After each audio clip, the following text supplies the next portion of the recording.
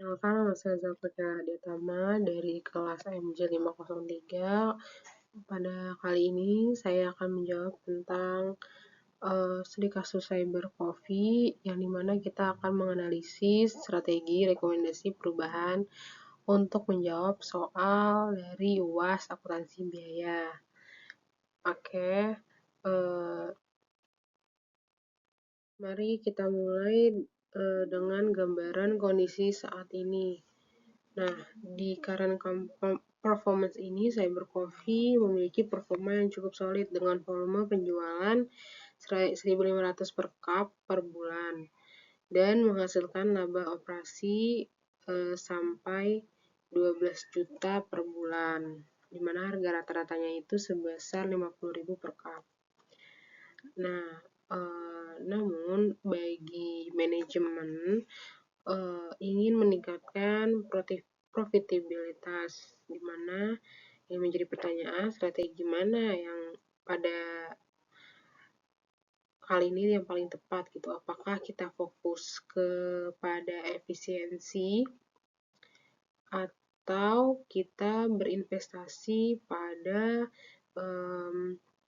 ekspansi layanan melalui renovasi dan peningkatan customer experience. Jadi emang challenge-nya itu kita milih strategi atau meningkatkan profitabilitas untuk layanan gitu kan ya. Nah, pada pembahasan kali ini, sebelum masuk ke membahas opsi strategi, penting kita untuk memahami fundamental dari bisnis kita saat ini, yaitu dari sisi finansial itu memiliki margin kontribusi yang sangat sehat, yaitu 38 per cup atau 76% dari harga jual, yang berarti dari setiap 50.000 yang dibayar pelanggan itu berkontribusi sebesar 38.000 untuk menutup biaya tetap dan menghasilkan laba.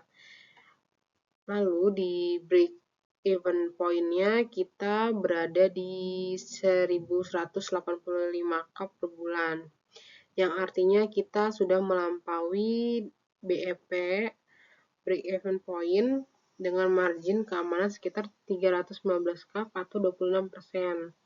Nah, di mana pada data operasional ini, dengan struktur biaya saat ini, biaya variabel itu sebesar 12.000 per cup dan biaya tetap sebesar 45 juta per bulan, yang menghasilkan laba operasional sebesar 12 juta per bulan. Angka-angka ini menjadi baseline kita untuk mengevaluasi kedua opsi strategis nantinya. Nah, sekarang kita bandingkan antara dua opsi strategi. Yang pertama, opsi A. Ini adalah strategi efisiensi, di mana kita beralih ke bahan baku organik premium. Ini akan meningkatkan biaya variabel menjadi 26.000 per cup, naik 14 ribuan. Dan margin kontribusi kita akan turun menjadi 24.000 per cup. Dengan asumsi volume tetap di 1.500 per cup, yang hasilnya adalah kita kerugian 9 juta per bulan. Nah, opsi A ini akan membawa kita dari profit 12 juta menjadi 9 juta. Pada opsi B, strategi ekspansi, ini berfokus pada renovasi dan peningkatan layanan di Cyber Coffee, di mana biaya variabel naik sedikit menjadi 15.000 per cup karena kita akan meningkatkan kualitas pelayanannya, dan margin kontribusi tetap kuat di 35.000 per cup. Tapi yang membedakan adalah target dari volume. Kita memproyeksikan peningkatan 45% menjadi 2.100 cup per bulan, yang hasilnya nantinya itu menjadi 28.500. Ini berarti mengalami peningkatan sekitar 137,5% dari kondisi saat ini. Nah, jadi dari sisi profitabilitasnya itu sangat signifikan perbedaannya. Namun kita lihat dari analisis titik impas BEP-nya, break even point-nya, dari perspektif risiko dan menganalisis kondisi saat ini kita di 1185 per cup ya.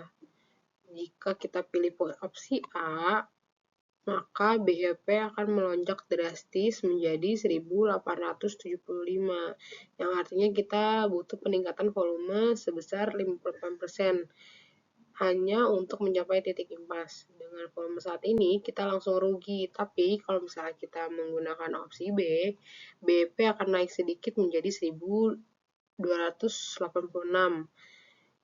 cup yang hanya membutuhkan tambahan 101 cup dari kondisi saat ini.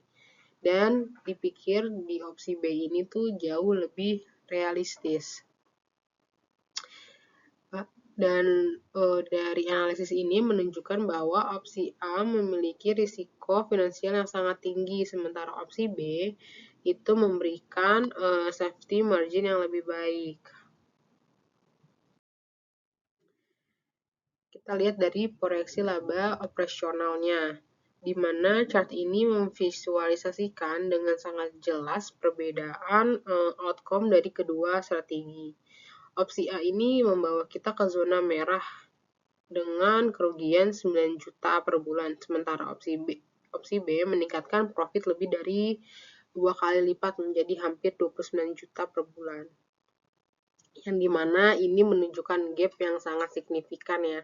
Selisihnya itu ada di 37 juta, 5 per bulan atau sekitar 450 juta per tahun. Dan ini bukanlah perbedaan yang sangat kecil gitu ya.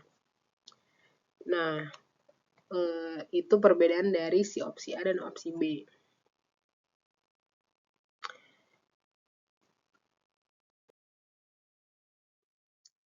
Nah, masuk ke analisis risiko. Kita lihat analisis risiko ini, opsi A menunjukkan beberapa resiko serius. Pertama, kerugian langsung di 9 juta per bulan jika volume tidak bertambah. Yang kedua, kita butuh kenaikan volume sebesar 25% hanya untuk break even point. Yang ketiga, kompetisi di segmen bahan organik sudah sangat ketat. Yang keempat, tidak hanya ada jaminan pelanggan bakal existing ke kita gitu untuk menghargai si bahan lebih premium. Yang terakhir, margin lebih tipis 24.000 versus 38.000 itu kan agak naiknya agak berbeda lah ya gitu. Nah, opsi B ini termasuk ke yang peluang yang besar, di mana dia menawarkan potensi laba yang meningkat, naik 137,5%. Lalu tren pasar saat ini yang sangat mendukung dengan pengalaman premium coffee shop yang premium gitu ya. Lalu di margin tetap kuat di harga 35.000. Lalu customer retention juga lebih mudah dicapai dengan service yang lebih baik. Plus, kita juga bisa explore secara catering atau event gitu. Nah, dari analisis risiko ini terlihat banget ya kalau misalnya emang opsi B adalah opsi yang lebih menguntungkan. Nah, berdasarkan seluruh analisis yang udah dibahas, rekomendasi yang jelas adalah pilih opsi B ya, karena strategi ekspansi dan modifikasi ini sangat dominan terhadap opsi A. Namun, kami tidak merekomendasikan implementasi blind dan ada roadmap bertahap selama 1-3 bulan, yaitu dengan renovasi yang dilakukan secara bertahap untuk meminimalisir gangguan operasional. Lalu implementasi program loyalitas pelanggan. Lalu trainee insentif untuk karyawan agar melakukan service excellent yang benar-benar terasa.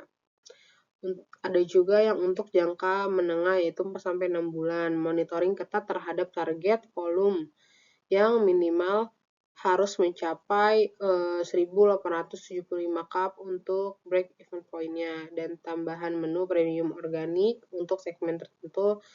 Yang terakhir, partnership dengan corporate untuk pemesanan yang besar ya. Nah, ini juga bisa dibangun partnership dengan corporate untuk pemesanan yang besar yang tadi. Nah, strategi ini memberikan kita upside ke opsi B sambil mengambil elemen terbaik dari si opsi A. Nah, proyeksi finansial di 2026 ini. Kita lihat proyeksi finansial jika kita eksekusi dengan baik ya. Kalau kita eksekusi dengan baik, laba operasional sebesar 285 juta per bulan, berarti 342 juta per tahun, yang dimana akan meningkatkan sekitar 137,5% dari baseline kita, yang dimana itu menjadi faktor kunci keberhasilan yang pertama. Nah, tentu saja ini semua bergantung pada faktor kunci keberhasilan, di mana pencapaian volume penjualan sebesar 2.100 cup per bulan ini mempertahankan margin minimal sebesar 35.000 per cup. Eksekusi yang renovasinya secara service, improvement yang efektif, dan customer retention rate minimal 80%.